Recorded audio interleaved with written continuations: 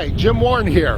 Today I'd like to take a few minutes and talk with you about ministers that are drowning. You know, I was so happy to get my head up from under the water that I wrote a little book about that. The name of the book is The Day the Shepherd Died. You know, it was a story. It's just a very short, simple story. And many of my friends who read it were excited and asked me to put it out as a standalone book. So I did.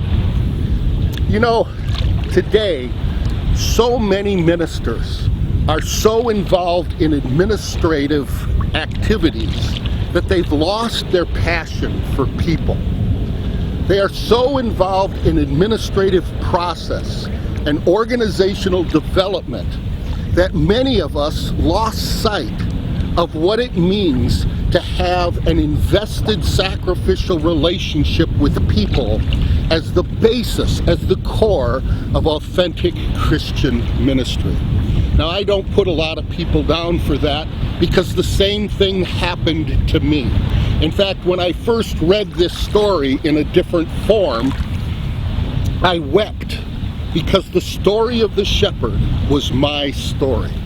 Many years ago, I learned how to effectively minister to people. It was simple. Spend time with them. Live life with them. When you do that, they have a living example of the gospel that you share with them, or the lesson on how to grow in Jesus Christ.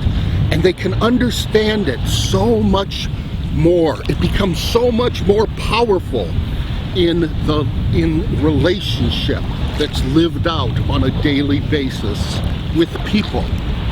Today we are so focused on a 20th century organizational development model from the business world, and we are so focused on a 20th century educational model that we've missed out on the power of relationship.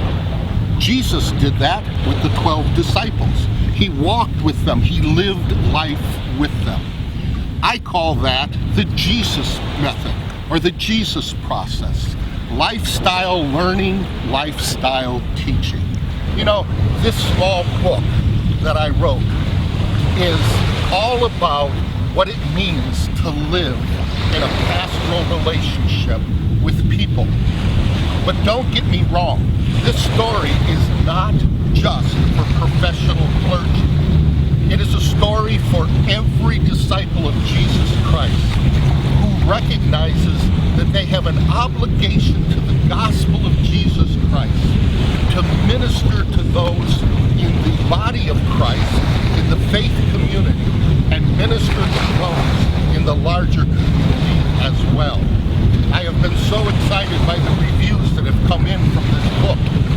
Many people are rethinking how they are effectively doing ministry with people and are looking at changing to a more relational model.